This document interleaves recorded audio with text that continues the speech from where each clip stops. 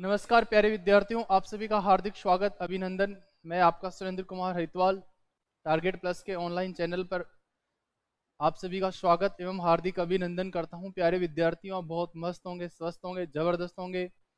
और इस डिजिटल युग में जैसा कि आप लोग देख रहे होंगे कि आपको बहुत सारे तरह तरह के आपको अलग अलग फ्लेवर्स के टाइप से आपको बहुत सारी क्लासें मिलती हैं बच्चों एग्रीकल्चर की। लेकिन हमारे पास क्या कुछ खास मिलने वाला है वो आप सब लोग जानते हैं कि हम आपको सीधा क्लासरूम से सीधा पेपर हॉल तक सीधा आपको ले जाके पहुंचाते हैं। जो आपका एग्जाम का जो पेपर है वहां तक हम आप पहुंचाने का काम करते हैं बच्चों। आपको वो कंटेंट दिया जाता है, वो मैटर दिया जाता है जो कि आपके लिए एक तरह से ब्रह्मास्त्र की तरह, नारायण अस्त्र की तरह बिल्कुल काम करेगा बच्चों। क्योंकि बच्चों आप सब लोग देखते हैं कि सरल पर्सन है, अलग अलग अंदाज के जो पर्सन है वो तो आप सब लोग देखते ही देखते हैं। लेकिन यहाँ पे बहुत कुछ खास मिलने वाला है आपको, बड़ा इंटरेस्ट आपको आने वाला है, बड़ा मजा आपको आने वाला है। तो बच्चों आज का जो सेशन होने वाला है वो बड़ा लाजवाब, बड़ा तूफानी, बड़ा जबरदस्त अंदाज में होने वाला है बच्चों। ठीक है, तो सभी बच्चे तूफानी अंदाज में क्लास को लाइक शेयर सब्सक्राइब करेंगे। कन्याकुमारी से लेकर के जम्मू कश्मीर तक बच्चों क्लास को फैला दीजिए, जिससे कि तूफान सा इस दुनिया में मच जाए। एक बहुत अच्छा इंटरेस्टिंग सेशन आप लोगों का हो। तो बच्चों आप लोगों का जो सपोर्ट है, आप लोगों का जो दिल प्रेम प्यार ये सब कुछ है, ये आप लोगों का सबसे जो बड़ा स्नेह है हम लोगों के प्रति, ये हमारी एक ताकत है, आप लोगों की एक ताकत है। और इस ताकत का वो जुनूनी वो फायदा हम लोग अच्छे से उठा सकते हैं, अपने भविष्य को बहुत अच्छे से निर्माण कर सकते हैं। ठीक है बच्चों, तो सबसे पहले बच्चों पहला ही प्रश्न है कि चने का उत्पत्ति स्थान है। बड़ा लाजवाब प्रश्न है बच्चों कि चना जो आपकी फसल है इसका जन्म कहाँ से हुआ है। बड़ा लाजवाब प्रश्न है, बहुत अच्छा प्रश्न है बच्चों कि चने का जन्म कहाँ से हुआ है। तो बच्चों आपको मैं बता दूं कि चने का जो जन्म है, ये प्रश्न आपका परीक्षा में भी आ चुका है, ये प्रश्न आपका परीक्षाओं में छप चुका है। तो ये 2015 में एग्रीकल्चर सुपरवाइजर में इसका प्रश्न पूछा जा चुका है कि चने का उत्पत्ति स्थान कहाँ से हुआ है। बच्चों चार ऑप्शन है आपके पास में: दक्षिण पश्चिम एशिया, पूर्वी एशिया, पूर्वी मेडिटेरियन, दक्षिण अफ्रीका। ठीक है, तो बच्चों आप लोगों को मैं बता दूं कि चने का जो जन्म है वो कहाँ से हुआ है, दक्षिण पश्चिम एशिया से हुआ है। बच्चों एक और चीज ध्यान रखनी है आपको, चने का जहां से उत्पत्ति स्थान है बच्चों वहां से गेहूं का भी उत्पत्ति स्थान हुआ है, गेहूं का, वीट का। लेकिन चने का पर्टिकुलर जगह पूछा आपसे तो आपका उत्तर आएगा बच्चों अफगानिस्तान। कौन सा? अफगानिस्तान। ऐसा आप लोगों को ध्यान रखना है। लेकिन बच्चों चने में पूछे तो राइट आंसर आता है बच्चों टर्की। क्या आता है? टर्की। तो गेहूं टर्की और चना क्या हो गया बच्चों आपका? अफगानिस्तान हो गया है। ऐसा आप लोग हमेशा याद रखेंगे, हमेशा आप लोगों के जहन में, दिल में ये प्रश्न आपका रहना चाहिए। ठीक है, ऐसा आप लोगों को ध्यान रखना है। बच्चों पूर्वी एशिया से किसी भी फसल का जन्म मुख्य रूप से नहीं माना जाता है। दक्षिण अफ्रीका से बच्चों बहुत सारी फसलें हैं, उनका जन्म माना जाता है। बच्चों जो कम पानी चाहने वाली फसल हैं, कौन सी? कम पानी चाहने वाली फसल, चाहने वाली फसल। बच्चों जिनको कम पानी चाहिए उनका जो ओरिजिन पहले से आपका वो दक्षिण अफ्रीका है, ऐसा आप लोग हमेशा याद रखेंगे। ऐसा आप लोगों को ध्यान में रखना बहुत जरूरी है। ठीक है, तो बच्चों आपका राइट आंसर क्या आ गया? दक्षिण पश्चिम एशिया, चने का ओरिजिन पहले से, चने का उत्पत्ति स्थान है, ये बिल्कुल एकदम राइट आंसर है। ठीक है, चना जिसको दलहन फसलों का राजा कहते हैं बच्चों, लेग्यूमिनेसी कुल का पौधा है जिसमें 21.1% प्रोटीन होता है। सेल्फ पोलिनेशन इसमें पाया जाता है, लेकिन बच्चों इसमें 5 से 10% पर परागण भी होता है। ये प्रश्न आपका उदयपुर एग्रीकल्चर यूनिवर्सिटी पहुंच चुका है, किसमें? फील्ड असिस्टेंट के एग्जाम में। ऐसा आप लोगों को ध्यान रखना है। ऑक्जेलिक और मेलिक एसिड इसकी पत्ती में पाई जाती है, इसलिए इसकी पत्ती को जब आप खाते हैं तो खट्टापन आपको महसूस होता है। ठीक है, बहुत सारी बातें बच्चों इसकी रोचक बातें हैं जिनका आपको ध्यान रखना है। ठीक है, तो चलो बच्चों अगले प्रश्न की तरफ गमन करें। दूसरा प्रश्न अपन यहां से लेते हैं। चलो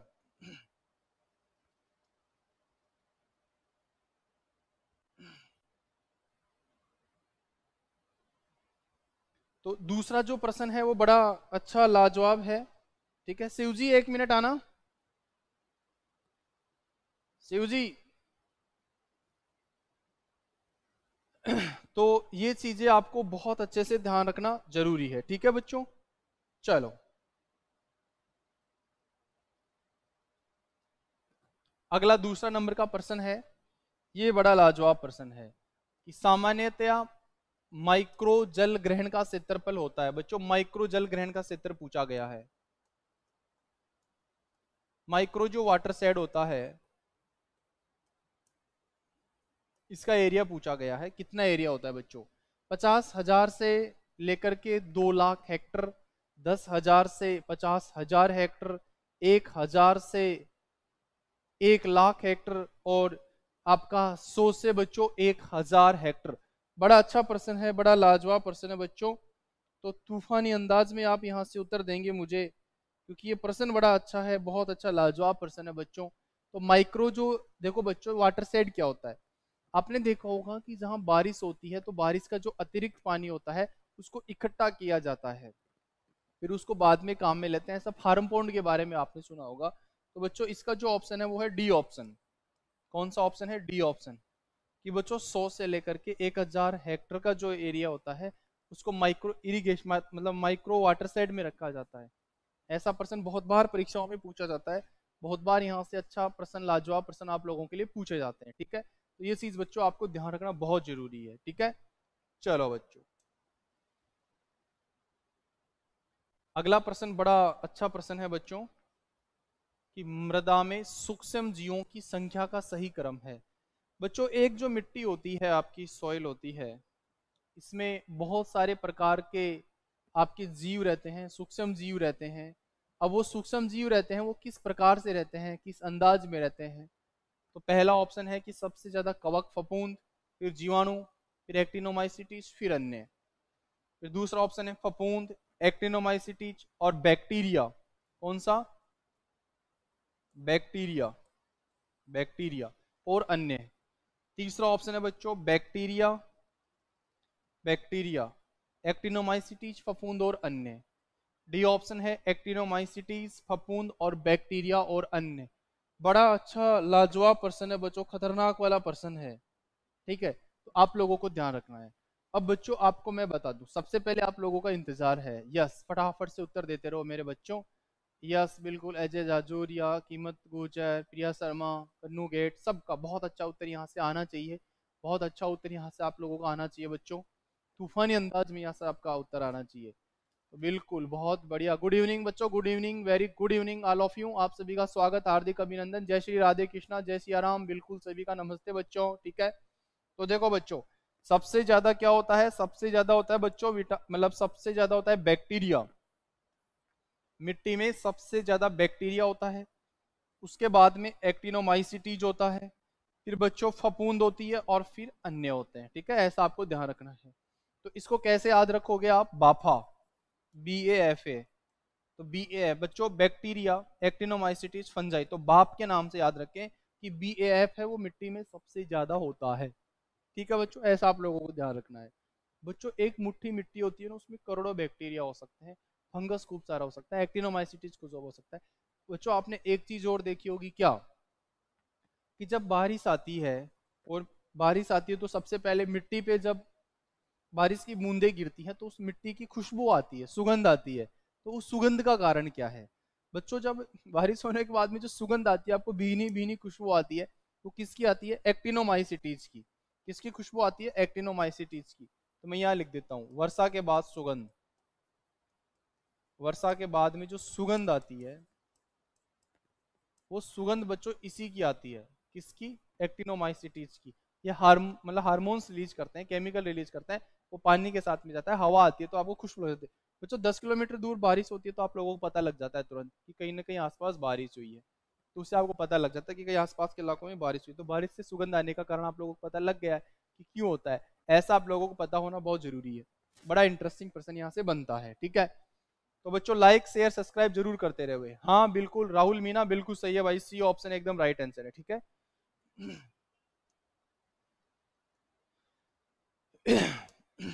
अगला प्रश्न, कि परीक्षण के लिए मृदा नमूने में मृदा कणों का आकार होना चाहिए। बच्चों परीक्षण जो करते हैं, सॉइल टेस्टिंग जो करते हैं, मिट्टी का जो परीक्षण करते हैं, क्या करते हैं? सॉइल टेस्ट, मिट्टी का जो टेस्ट करते हैं। आपने देखा होगा बच्चों कि 500 ग्राम मिट्टी खेत में लेते हैं, 500 ग्राम का एक सैंपल लेते हैं, और उसको अपन क्या करते हैं? लैब में लेके जाते हैं। जैसे दुर्गापुरा जयपुर की लैब में लेके जा सकते हैं, या आसपास राजस्थान की किसी भी लैब में लेके जा सकते हैं। तो अपन वहाँ पे क्या करते हैं? मिट्टी की जांच करवाते हैं। तो जब मिट्टी की जांच करवाते हैं तो उस मिट्टी के कणों का आकार कितना होना चाहिए। बच्चों इस सॉइल सैंपल में 12 प्रकार की जांच होती है। कितने प्रकार की? 12 प्रकार की जांच होती है, ऐसा आप लोगों को पता होना चाहिए। 12 प्रकार की जांच होती है, 12 प्रकार के टेस्ट आपके होते हैं, ठीक है। तो 2 मिलीमीटर से कम, 0.02 मिलीमीटर से कम, 0.2 मिलीमीटर से कम, और 2 मिलीमीटर से 4 मिलीमीटर। बड़ा अच्छा प्रश्न है बच्चों, बड़ा लाजवाब प्रश्न है, ठीक है। ऐसा आप लोगों को ध्यान रखना है। तो कितने कणों का आकार कितना होना चाहिए बच्चों? 2 मिलीमीटर से कम होना चाहिए या 0.02 मिलीमीटर से कम होना चाहिए? बच्चों देखो, हमेशा जीवन में ध्यान रखना, कोई भी सॉइल हो उसका आकार मतलब 2 मिलीमीटर से 2 mm से कम होना चाहिए, क्योंकि आपको सॉइल सैंपलिंग करना है, जांच करनी है, तो इतने कण तो उसके साइज में होने ही चाहिए। तो ए ऑप्शन जिन बच्चों ने दिया है उन बच्चों का राइट आंसर है।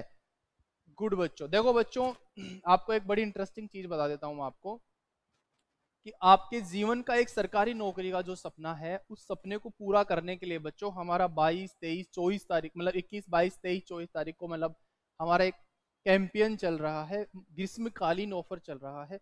उस ऑफर का फायदा बच्चों आप उठा सकते हैं। उसका फायदा उठा करके आप हमारे क्लासरूम से सीधे लाइव क्लास भी ले सकते हैं। तो जो टारगेट प्लस का जो ऑनलाइन ऐप है उसको आप डाउनलोड कर लीजिए, और उसको डाउनलोड करके आप क्या करेंगे, आपका जो सुनहरा भविष्य है, सरकारी नौकरी का जो सपना है, उसको पूरा किया जा सकता है। बच्चों 2,500 रुपए में कुछ नहीं होता है, 2,499 रुपए में एक शर्ट आती है, एक पैंट आती है, ठीक है। अच्छी सी 2-3 किताबें लें तो वो आती हैं, एक अच्छे रेस्टोरेंट में जाके बच्चा खर्च कर देता है, ठीक है। लेकिन जब पढ़ने की बात आती है तो उसको बहुत कंजूसी लगती है कि रे यार 2,500 रुपये थोड़ी ज्यादा है। ऐसा कुछ नहीं है बच्चों, 2,500 रुपये में सरकारी नौकरी मिलती है। कहाँ पे? टारगेट प्लस में। तो आज ही ज्वाइन कर लो। किसको? लाइव क्लास ऐप को। सुबह 8 बजे से लेकर के 1 बजे तक, शाम को बच्चों 3 बजे से लेकर के 7 बजे तक। 2 बैच है, दोनों बैच में से जो भी आपको अच्छा लगे वो ले लीजिए। जो क्लास आप नहीं ले पाते हैं वो रिकॉर्ड के माध्यम से ले लीजिए। तो जो सरकारी नौकरी का सपना है वो आप टारगेट प्लस में आकर के पूरा कर सकते हैं, ठीक है। ऑफलाइन बैच हमारे शाम को भी चल रहे हैं और सुबह भी चल रहे हैं, दोनों वक्त हमारे 2 ऑफलाइन बैच भी चल रहे हैं। तो दोनों बैच में जो आपको अच्छा लगे, सुटेबल लगे, उसमें आप आकर के अच्छे से शिक्षण सामग्री का अध्ययन कर सकते हैं, अच्छे अनुभवी टीचरों से अध्ययन लाभ प्राप्त कर सकते हैं, ठीक है बच्चों। चलो आगे बढ़ते हैं। आगे अपन चर्चा करें कि केंद्रीय बारानी कृषि अनुसंधान संस्थान, बच्चों क्रीडा बोलते हैं इसको, क्या बोलते हैं? क्रीडा। Central research institute dryland agriculture, ये कहाँ पे है? बड़ा अच्छा इंस्टीट्यूट है बच्चों ये आपका, क्रीडा। और बच्चों इसकी जो मैं स्थापना की चर्चा करूं, आप जब तक ऑप्शन देख लें, में इसकी जो स्थापना है बच्चों वो 1985 में की गई थी। ये ड्राईलैंड एग्रीकल्चर पे बहुत ज्यादा अनुसंधान करता है बच्चों। सोलापुर महाराष्ट्र में है, और सोलापुर महाराष्ट्र में बच्चों चीनी की मिल बहुत ज्यादा है, यहाँ पे चीनी मिल बहुत ज्यादा है, ऐसा आपको ध्यान रखना है बच्चों। चीनी मिल तो है ही, क्योंकि चीनी आपकी सुबह से चालू होती है और शाम तक चीनी चीनी चलती रहती है, दुनिया में सब चारों तरफ चीनी चीनी चल रही है, ठीक है बच्चों। इस सोलापुर महाराष्ट्र में अंगूर का अनुसंधान भी है। अंगूर का अनुसंधान नहीं है, मतलब अंगूर का एक रीजनल स्टेशन है, ऐसा आपको ध्यान रखना है। यहाँ पे अनार का अनुसंधान है, इसका अनार का, अनार का भी एक बहुत महत्वपूर्ण अनुसंधान है बच्चों। कालाहांडी वहाँ की एक बहुत फेमस जगह है, हैदराबाद आंध्र प्रदेश में है बच्चों। यहाँ पे ही आपका अनुसंधान है, कौन सा? क्रीडा वाला। बच्चों यहाँ पे एक और अनुसंधान है, उसका नाम है इक्रीसेट, ICRI, ICRISAT। क्या नाम है बच्चों इसका? ICRISAT, ICRISAT। ये बड़ा टॉप का इंस्टीट्यूट है बच्चों। बारामती, ये भी महाराष्ट्र में है, ठीक है, लेकिन अपना तो अनुसंधान कहाँ है? हैदराबाद में। बच्चों यहाँ पे मुर्गियों का प्रजनन निदेशालय है, मुर्गी पालन निदेशालय भी है, मुर्गी पालन निदेशालय यहाँ पे बहुत फेमस है बच्चों ये। यहाँ पे कोशिका विज्ञान का भी अनुसंधान है, फूड सेफ्टी वाले यदि क्लास देखते हैं तो वो भी ध्यान रखेंगे, ठीक है। ये भी बड़ा अच्छा शानदार इंस्टीट्यूट आपका माना जाता है। चलो बच्चों आगे बढ़ते हैं 6 नंबर पे। कपास में बोलवर्म नियंत्रण के लिए फेरोमोन प्रपंच, मतलब ट्रैप, फेरोमोन ट्रैप, बीज अंकुरण के कितने दिन बाद प्रयोग करना चाहिए?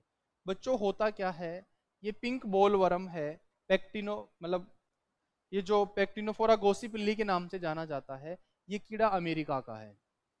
अमेरिका से ये कीड़ा इंडिया में आ गया, छुप के आ गया होगा, रुई में छुप के आ गया या बीज में छुप के आ गया होगा, यहाँ पे आकर के अपने लिए सिर दर्द बन गया। अब सिर दर्द बन गया है तो इसके लिए बच्चों बीटी भी निकाला गया है। बीटी से भी इसका कंट्रोल करते हैं। किससे? बीटी से। बीटी जानते हो ना, बेसिलस थुरेजेंसिस। बीटी बच्चों 1 kg तक प्रति हेक्टर काम में ले सकते हैं। अब बीटी से नहीं मिले तो बच्चों एनपीवी काम में लेते थे, 750 ग्राम। ये दवाइयों के नाम बता रहा हूं मैं। लेकिन एनपीवी से इनसे क्या, ही रेसिस्टेंट हो गया, सारी दवाइयों से मरना ही बंद कर दिया इसने। तो जब बच्चों इसने सारी दवाइयों से मरना बंद किया तो अपने वैज्ञानिकों ने क्या किया, इसका कुछ ना कुछ उपाय निकाला। और उपाय भी क्या निकाला, बड़ा जोरदार निकाला। 1995-96 में क्या करते हैं, आइसवाटा नाम का एक वैज्ञानिक होता है, और वो वैज्ञानिक क्या करता है, इस बीटी को जमीन से निकालता है, कपास में डालता है। ये आगे मैं पूरी प्रोसेस बताऊंगा। लेकिन आप लोग कब लगाएंगे? 75 दिन बाद में, 21 दिन बाद में, 55 दिन बाद में, 90 दिन बाद में, क्योंकि ये प्रश्न बड़ा लाजवाब है, बड़ा जोरदार है। तो ये चीजें तो आपको बहुत अच्छे से ध्यान होनी चाहिए। अब बच्चों अपन क्या करते हैं कि लाइट ट्रैप को जब लगाते हैं, वो 21 दिन बाद में लगाते हैं। कितने दिन बाद में? 21 दिन बाद में। बच्चों एक बल्ब लगा देते हैं, एक लाइट लगा देते हैं ऐसे, और ये लाइट क्या करती है बच्चों, प्रकाश देती रहती है। तो इसके नीचे कुछ क्या पानी वानी का या ऐसा कुछ लगा देते हैं, या ऐसा कुछ नहीं लगाएंगे तो बच्चों इसमें क्या करेंगे, इसको बंद करके रखते हैं, ऐसे बंद रहता है ये। ठीक है, इसमें एक छेद होता है, जिससे कीड़े क्या होते हैं, आकर्षित होते हैं, अंदर फंस जाएंगे बेचारे फिरोमोन ट्रैप की तरफ। या इसको तो बोलते हैं प्रकाश पास, क्या आंसर? लाइट ट्रैप, प्रकाश पास। और बच्चों एक होता है फिरोमोन ट्रैप। इसमें क्या होता है बच्चों, एक लूर लगाया जाता है, ऐसा एक आपका मतलब थैलेनुमा होता है, इसमें एक लूर लगाया जाता है। इसमें बच्चों मादा की खुशबू आती है। किसकी खुशबू आती है? मादा की। तो इसमें क्या होता है बच्चों, छेद होते हैं। तो इसमें क्या करते हैं, नर को आकर्षित किया जाता है। तो नर क्या होता है, अंदर आ जाता है और फंस जाता है, और अंदर फंस करके मर जाता है। बस अपने को कंट्रोल ही तो करना है। अब नर मर जाएंगे तो क्रॉस नहीं होगा, क्रॉस नहीं होगा तो बच्चे नहीं होंगे, बच्चे नहीं होंगे तो इनकी संख्या नहीं बढ़ेगी। सीधी सी बात है बच्चों। ठीक है, यहाँ तक तो सब मामला रेडी है। तो 21 दिन बाद में ये शुभ काम करें, 21 दिन बाद में ये लगाएं। ठीक है बच्चों। हाँ कन्नू गेट, बिल्कुल स्वागत आपका, हार्दिक अभिनंदन। अदिति, आदित्य प्रताप, राजन सिंह, सबका स्वागत भाई। ठीक है, सभी बच्चों का अभिनंदन, स्वागत बच्चों। ठीक है। अरे सब लोग दिल में बसे हुए, किसी का नाम नहीं है तो आप ये मत सोचना कि सर मेरा नाम क्यों नहीं आ रहा है। सब निजी है मेरे, सब दिल में बसे हुए हैं, दिल और दिमाग में बिल्कुल अच्छे से गहराइयों में बसे हुए है ना। तो आप बिल्कुल बिंदास मत, मतलब टेंशन मत लिया करो कि सर मेरा नाम तो आया ही नहीं। कोई बात नहीं है। नाम नहीं, आपसे तो सीधा मिलूंगा ना, सुपरवाइजर बनने के बाद में सीधा मिठाई खाएंगे आपसे तो स्वामनी करेंगे, जीमेंगे, कहीं आनंद लेंगे। ठीक है, बहुत बढ़िया। बच्चों 1 किलो सोयाबीन से कितना सोया दूध तैयार किया जाता है? बच्चों आपने देखा होगा कि सोयाबीन का जो पाउडर होता है उससे क्या करते हैं, सोयाबीन का दूध बनाया जाता है, सोया दूध बनाया जाता है, पनीर बनाया जाता है, मावा बनाया जाता है, खोआ बनाया जाता है, सोया बटर बनाया जाता है। खूब सारे प्रोडक्ट सोयाबीन से बनते हैं। ठीक है, तो कितना दूध बनेगा 1 किलो पाउडर से? 1 से 2 kg, 30 से 40 किलो, 10 से 12 किलो, 6 से 8 किलो। बड़ा अच्छा पर्सन है, बड़ा अच्छा उम्दा ऑप्शन है। तो फटाफट से बच्चों उत्तर देते रहें, तूफानी अंदाज में उत्तर यहाँ से देते रहें, क्योंकि पर्सन बड़ा लाजवाब है।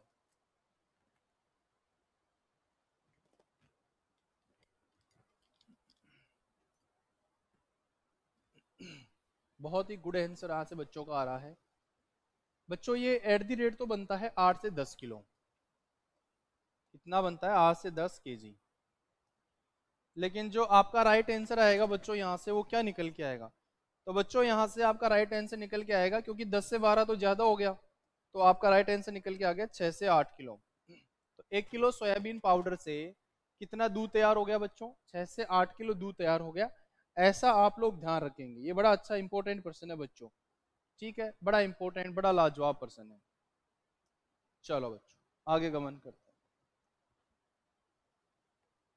हैं। बच्चों इसको आप ऐसे ध्यान रखना, इसको 2011-12 की जगह 2021-22 पढ़ेंगे। 2021-22 इसको पढ़ना है। ठीक है, ये आपको 11-12 नहीं पढ़ना है। तो बच्चों 2021-22 के अनुसार तिलहन उत्पादन में राजस्थान का कौन सा स्थान था अपने देश में? बड़ा लाजवाब पर्सन है बच्चों। तिलहन उत्पादन में मतलब तिलहन की बात करें तो सरसों है, सोयाबीन है, मूंगफली है, तिल है, सूरजमुखी है, बहुत सारी फसलें हैं। और यहाँ से बच्चों के उत्तर आना प्रारंभ हो गए हैं तूफानी अंदाज में। कि सर क्यों ना बी को लॉक किया जाए। बहुत अच्छा बच्चों, देखो बच्चों, प्रथम में तो कौन रहा आपका, प्रथम में आपका मोस्ट ऑफ मध्य प्रदेश रहता है, कौन रहता है, एमपी। बच्चों सेकंड में कौन रहा आपका, राजस्थान की पावन धरा। जिस राजस्थान की पावन धरा से, जिस महाराणा प्रताप की पावन धरा से आप जुड़े हुए हैं, उसका कौन सा स्थान है, दूसरा स्थान है। बहुत ही अच्छा उत्तर बच्चों आपका, कि राजस्थान की पावन धरा का यहाँ पे दूसरा स्थान है। ठीक है, लेकिन बच्चों एक चीज ध्यान रखना, सरसों में आपका पहला स्थान है, सरसों में राजस्थान का प्रथम स्थान है बच्चों, ये बात आपको पता होनी चाहिए। प्रथम स्थान है सरसों में। और पीली क्रांति थी ना, पीली क्रांति, उसका संबंध किससे है, तिलहन उत्पादन से ही है बच्चों। पीली क्रांति का संबंध है तिलहन उत्पादन से। ये प्रश्न बहुत पूछा जाता है परीक्षाओं में, आपको विशेष ध्यान रखना है। ठीक है, ऐसे आपको ध्यान रखना जरूरी है। तो यहां तक तो कोई दिक्कत थोड़ी है बच्चों आपको। चलो अगले प्रश्न की ओर बढ़ते हैं। कृषि सस्य जलवायु क्षेत्र में पौध वृद्धि काल की उपयुक्त गणना के लिए वर्षा तथा अधिकतम वाष्पोत्सर्जन पीईटी के अलावा अन्य मुख्य कारक क्या है। बच्चों आपने एग्रो क्लाइमेटिक जोन का नाम सुना होगा, एग्रो क्लाइमेटिक जोन एसीजेड। बच्चों राजस्थान में इनकी संख्या है 10, कितनी है, 10। सबसे बड़ा फर्स्ट सी है, जिसमें जैसलमेर आपका आता है, बीकानेर आता है, चूरू की 4 तहसीलें मुख्य रूप से आती है। ठीक है, तो ये बड़ा इंपॉर्टेंट है। तो ये पूछ रहा है कि इसके अलावा अन्य कौन सा कारक ऐसा है जो यहाँ पे बहुत ज्यादा काम आता है। तो यहाँ से बच्चों के सबसे ज्यादा उत्तर आ रहे हैं कि सर क्यों ना वनस्पति को लॉक किया जाए, वनस्पति को राइट आंसर माना जाए, तापमान को भी माना जाए, बच्चे ऐसे भी उत्तर दे रहे हैं, मृदा गहराई भी पूछा जा रहा है, मृदा में नमी भंडारण क्षमता भी पूछा जा रहा है। बच्चों कृषि सस्य जलवायु क्षेत्र में पौध वृद्धि काल की उपयुक्त गणना के लिए सबसे इंपॉर्टेंट क्या है, वनस्पति है। कौन सा है बच्चों, वनस्पति। तो बिल्कुल अजय, प्रिया सबका राइट आंसर है, अदिति, ठीक है, काजल, कंवर, सबका एकदम राइट आंसर है। ए ऑप्शन बहुत अच्छा है बच्चों आपका। ठीक है, कौन सा, ए ऑप्शन। आगे देखो बच्चों, मृदा में केशिकीय जल किस वायुदाब पर होता है। बच्चों आपने देखा होगा केशिकीय जल जो होता है ये पौधों को उपलब्ध होता है, पौधों को आसानी से उपलब्ध होता है, आसानी से उपलब्ध हो जाता है, पौधे इसको बड़े आराम से उपलब्ध कर लेते हैं, आराम से ले लेते हैं बच्चों। तो कितने एटमॉस्फेयर लेते हैं, 0.33 से 1 एटमॉस्फेयर, 1 से 31 एटमॉस्फेयर, 0.33 से 31 एटमॉस्फेयर, 15 से 31 एटमॉस्फेयर। बड़ा लाजवाब प्रश्न है, बहुत ही कमाल का प्रश्न है बच्चों। तो क्या उत्तर आपका यहाँ से आने वाला है, उस उत्तर का बड़ा बेसब्री से इंतजार चल रहा है बच्चों। देखो बच्चों 0.33 से 31 एटमॉस्फेयर, बात तो ठीक है बच्चों। केशिकीय जल जो आपका होता है ये फील्ड कैपेसिटी, फील्ड कैपेसिटी से किसके बीच, फील्ड कैपेसिटी से ये आपके आर्द्रता ग्राही जो जल होता है, आर्द्रता ग्राही जल होता है, तो इनके बीच में बच्चों फील्ड कैपेसिटी होता है, इसका जो वायुदाब होता है वो 0.33 होता है, और आर्द्रता ग्राही का होता है बच्चों 31। तो 0.33 से 31 के बीच में कौन हो गया, केशिकीय जल। कौन, केशिकीय जल। तो बच्चों इसका राइट आंसर क्या आ गया आपका, सी ऑप्शन आ गया। कौन सा आ गया, सी ऑप्शन आ गया, कि फील्ड कैपेसिटी और आर्द्रता ग्राही जल दोनों के बीच में जो जल होता है उसको केशिकीय जल कहते हैं। और ये कितने पे प्राप्त होगा, 0.33 से 31 एटमॉस्फेयर के बीच में प्राप्त होगा, ऐसा आप लोगों को ध्यान रखना है बच्चों। ऐसे ही एक उपलब्ध जल होता है, कौन सा, उपलब्ध जल, इसको भी लिख देता हूं, ये प्रश्न आने की संभावना बहुत इंपॉर्टेंट है, ऐसे प्रश्न आपको कोई नहीं पढ़ाएगा।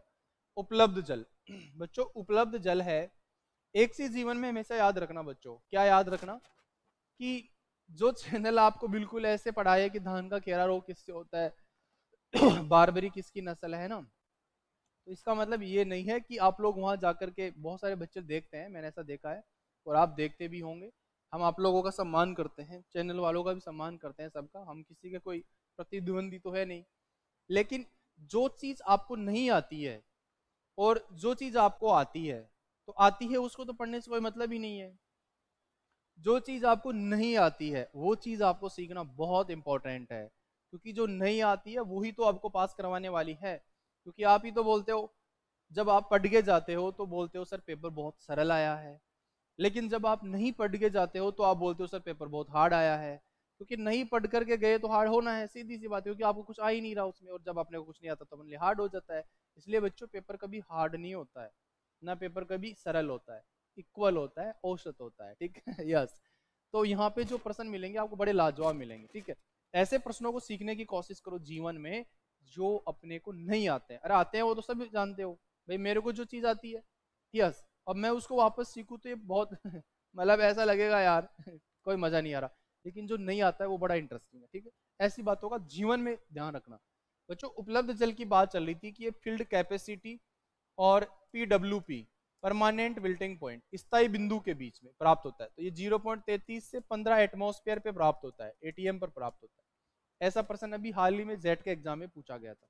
ये बड़ा अच्छा प्रश्न है, लाजवाब प्रश्न है। चलो आगे बच्चों। बच्चों आम की बीज रहित किस्म कहलाती है। बच्चों आम की कौन सी वैरायटी है जो बच्चों सीडलेस है? मजा आ गया बच्चों, कि जिसमें बीज ही नहीं होता है। ये तो बड़ी तूफानी वैरायटी है। बच्चों मजा आ गया। ऐसे भी नहीं है कि उसमें बीज नहीं होता है, बीज होता है लेकिन बहुत छोटा होता है। बच्चों ये हाफुल नहीं है, ये हापुस है। थोड़ा सा टाइपिंग मिस्टेक बच्चों से हो रखा है। तो यहाँ से सभी बच्चों के एकदम राइट आंसर आ रहे हैं। प्रिया शर्मा बहुत अच्छा उत्तर आपका, कन्नू गेट आपका बहुत अच्छा उत्तर, ठीक है। सीताराम आपका राइट आंसर, मानवेंद्र सभी के एकदम जोरदार उत्तर है, राहुल मीना मोहित सबके एकदम, अजय जाजौरी और सबके एकदम राइट आंसर है कि सर इसका जो राइट आंसर आने वाला है वो क्या आने वाला है। तो बच्चों इसका जो राइट आंसर आने वाला है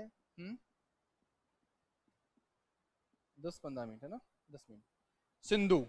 तो बच्चों सिंधु जो वैरायटी है बड़ी इंपॉर्टेंट है। सिंधु इसलिए इंपॉर्टेंट है बच्चों, क्यों इंपॉर्टेंट है? एक तो सीडलेस है, इसमें जो गुठली होती है ना, गुठली, गुठली को क्या बोलते हो आप? स्टोन।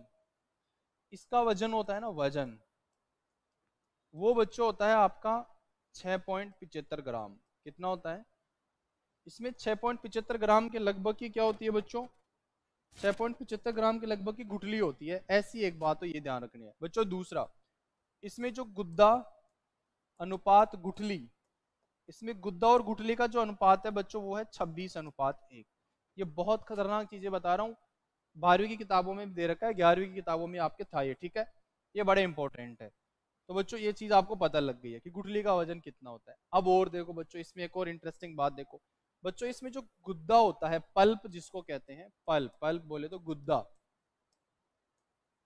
इसमें जो गुद्दा होता है लगभग लगभग बच्चों 83% के लगभग होता है, 83% गुद्दा होता है, ठीक है, सिंधु में। बच्चों इसकी एक और खास बात है कि इसमें एक बहुपूर्णता पाई जाती है, उस बहुपूर्णता का नाम है स्टेनो स्पर्मो कार्पी। ये बहुभ्रूणता पाई जाती है इसमें, ये बहुभ्रूणता पाया जाता है जिसका नाम है स्टेनो स्पर्मो कार्पी, बहुभ्रूणता। बच्चों याद रखना, ऐसा नहीं हो कि कहीं इस बार सुपरवाइजर में यही प्रश्न आ जाए। बिल्कुल आ सकता है, बड़ा इंपॉर्टेंट है, बड़ा लाजवाब है, बड़ा जोरदार है। तो जो चीज मैंने बताई बहुत तूफानी बताई है बच्चों, ठीक है। तो सिंधु आपका क्या हो गया? राइट आंसर हो गया। ये तीनों चारों चीज आपको अच्छे से ध्यान रखनी है सिंधु के अंदर। बढ़ते हैं आगे। नींबू में सिट्रस कैंकर रोग का कारण है। बच्चों नींबू का सबसे गंभीर एक डिजीज है, उसका नाम है सिट्रस कैंकर। बच्चों आपने नींबू तो सबने देखा ही होगा, नींबू तो आपने सबने देखा ही है। देखा क्या? देखा ही है सर, बिल्कुल देखा होगा बच्चों। ऐसे नींबू आपका होता है। अब बच्चों आपने नींबू के ऊपर देखा होगा कि कुछ स्पॉट बन जाते हैं। इस नींबू के ऊपर बच्चों देखेंगे आप, खुदरा खुदरा टाइप का हो जाता है, ऐसे स्पॉट इस पे बन जाते हैं। नींबू के ऊपर क्या होता है बच्चों? कुछ खुदरे खुदरे स्पॉट बन जाते हैं, उनको आप अंगुली से खुरचेंगे ना तो वो जीवाणु है ना टूट जाते हैं। बच्चों ये खुदरे खुदरे निशाणु होते हैं, ये जीवाणु की कॉलोनी होती है। क्या होती है? जीवाणु की कॉलोनी बोल सकते हैं इसको, कॉलोनी। और ये जीवाणु की कॉलोनी होती है बच्चों, इसको ऊज कहते हैं। क्या कहते हैं? ऊज कहते हैं, ऊंट नहीं कहते हैं। क्या कहते हैं बच्चों? ऊज, ठीक है, इसको कहते हैं ऊज। किसको? जीवाणु की कॉलोनी को। तो बच्चों ये क्या है? एक जीवाणु होता है। और इस जीवाणु के लिए कहा जाता है कि ये ग्राम नेगेटिव होता है, पॉजिटिव नहीं होता है। और उस जीवाणु का नाम पहला ही है, कौन सा? Xanthomonas citri. सिट्राई मतलब नींबू वर्गीय। सिट्राई का मतलब क्या होता है बच्चों? नींबू वर्गीय। ये जीवाणु बहुत गंभीर होता है, नींबू वर्गीय जीवाणु होता है, नींबू को बहुत ज्यादा नुकसान करता है। बरसात के बाद में तो ये तूफानी अंदाज में फैलता है, बहुत तेजी से फैलता है, फलों को बहुत ज्यादा ही खराब कर देता है बच्चों। तो ऐसा भी आप लोगों को ध्यान रखना बहुत जरूरी है। प्रश्न परीक्षा में आए तो उत्तर सही देना है, ठीक है, गलत नहीं करना है।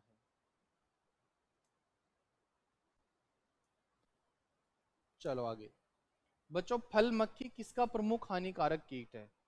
बच्चों, एक बहुत फेमस मक्खी होती है जिसको कार्पोमिया, कार्पोमिया, आप उत्तर देते रहें, बस 7% है और। कार्पोमिया वेसुवियाना,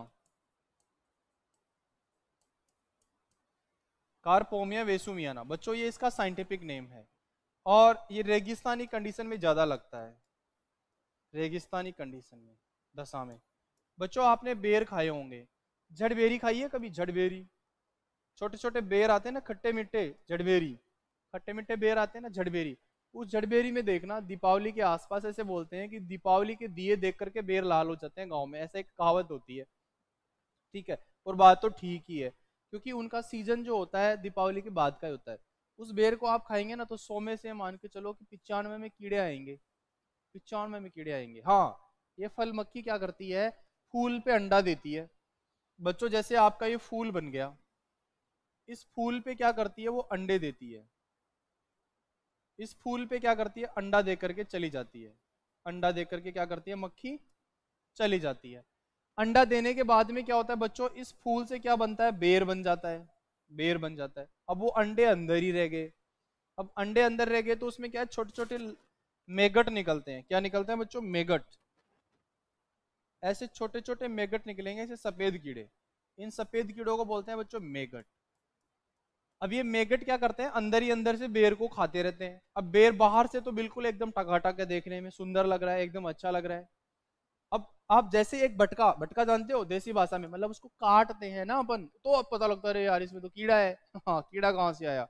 उसने तो राज है बच्चों। कीड़ा ऐसे आया क्योंकि वो जो अंडा था आपका, क्या था, अंडा, उस अंडे से मेगट बन गया, फूल पे देके गई थी मक्खी। और बच्चों, कब देती है ये ध्यान रखना, ये मक्खी अंडा कब देती है पता है? इसका अंडा देने का टाइम है बच्चों अगस्त सितंबर, बरसात के तुरंत बाद देती है ये, अगस्त सितंबर में अंडे देती है। अंडे कब देती है? अगस्त सितंबर में। बड़ा लाजवाब जानकारी है बच्चों। क्या कह रहा है बच्चों? हाँ, अरे धन्यवाद। स्टैंडर्ड तो पढ़ाएंगे ना, आप लोगों को मजा आना चाहिए बस, और क्या हुआ, मजा नहीं आएगा तो फिर मतलब ही क्या हुआ। आप लोगों को लगना चाहिए ना कि मुझे बहुत इंटरेस्ट आ रहा है, मुझे बहुत अच्छा फील हो रहा है, ठीक है। तो बच्चों, आपको क्या करना है, जब फूल आते हैं तो कीड़े, कीड़े के लिए क्या करेंगे, दवाई डाल देंगे। और दवाई डाल देंगे तो क्या होगा, कीड़े का सत्यानाश हो जाएगा, मतलब मर जाएगा, खत्म हो जाएगा, ठीक है। ये बड़ा अच्छा प्रश्न था। अगला 14 नंबर। अनार के फल, अनार के फरवरी मार्च के पुष्पन को क्या कहा जाता है? बच्चों, अनार में क्या है, साल में 3 बार फलन होता है। 3 बार क्या होता है? 3 बार पुष्पन और फलन होता है। पुष्पन और फलन होते हैं, एक साल में 3 बार फूल आते हैं और 3 बार ही फल आते हैं, लेकिन किसान भाई एक ही लेते हैं, ध्यान रखना। तो बच्चों, मृग बहार जो है, इसमें जो फूल आएंगे वो आएंगे जून जुलाई में, जून जुलाई में। बच्चों, जून जुलाई में। बच्चों, आपने कस्तूरी मृग का नाम सुना होगा, काला हिरण जो ताल छापर अभ्यारण्य में पाया जाता है। ऐसे बोलते हैं कि जब बारिश आती है तो उसकी नाभि होती है, उस नाभि में क्या है, कस्तूरी का निर्माण होता है और वो मगन हो जाता है, ठीक है। तो यहाँ पे मृग बहार में क्या होगा, जब बारिश आएगी तो फूल है ना, उसमें भी एक तरह से कस्तूरी बन जाती है, फूल बावड़ा हो जाता है, पेट बावड़ा हो जाता है कि बस अब मजा आने वाला है मुझे, ठीक है। तो मृग बहार। बच्चों, हस्त बहार है, ये आपका अक्टूबर नवंबर में आता है। कब आता है? अक्टूबर नवंबर में आता है। बच्चों, आम में फूल कब आते हैं? आम में फूल आते हैं, आम में फूल कब आते हैं? फरवरी मार्च में। आम में जब फरवरी मार्च में फूल आते हैं तो उसको अम्बे बहार कहते हैं। तो अनार में भी क्या होगा, आम के साथ फूल आएगा, उसको अम्बे का हार कहा जाए, क्योंकि अम्बे का मतलब होता है आम। तो आमों के साथ जो फूल आएंगे वो अम्बे बहार कहलाएंगे। क्यों भाई, रोसी का? यस, है ना, बहुत बढ़िया, गुड आंसर। बिल्कुल बिल्कुल, मनोज, शिव, राकेश, सब स्वागत, बिल्कुल, है ना, संजय, मीना, अभिनव यादव, सबके स्वागत भाई, ठीक है। बहुत अच्छा उत्तर यहाँ से आप लोगों ने दिया है। अगला प्रश्न बच्चों बहुत इंपॉर्टेंट है कि बागवानी के समग्र विकास के लिए राष्ट्रीय बागवानी मिशन, बच्चों नेशनल हॉर्टिकल्चर मिशन, इसको एनएचएम कहते हैं, नेशनल हॉर्टिकल्चर मिशन कब प्रारंभ हुआ, कब इसकी शुरुआत हुई? बड़ा अच्छा प्रश्न है। 2005, 6 में, 7, 8 में? बच्चों 7, 8 में तो आपको पता होना चाहिए कि राष्ट्रीय बांस मिशन की शुरुआत हुई थी। राष्ट्रीय बांस मिशन बड़ा इंपॉर्टेंट माना जाता है। तो बच्चों के उत्तर यहाँ से फटाफट दे दो भाई, तूफानी अंदाज में। अब यहाँ पे डिले मत करो मेरे बच्चों, क्योंकि प्रश्न बड़ा लाजवाब है।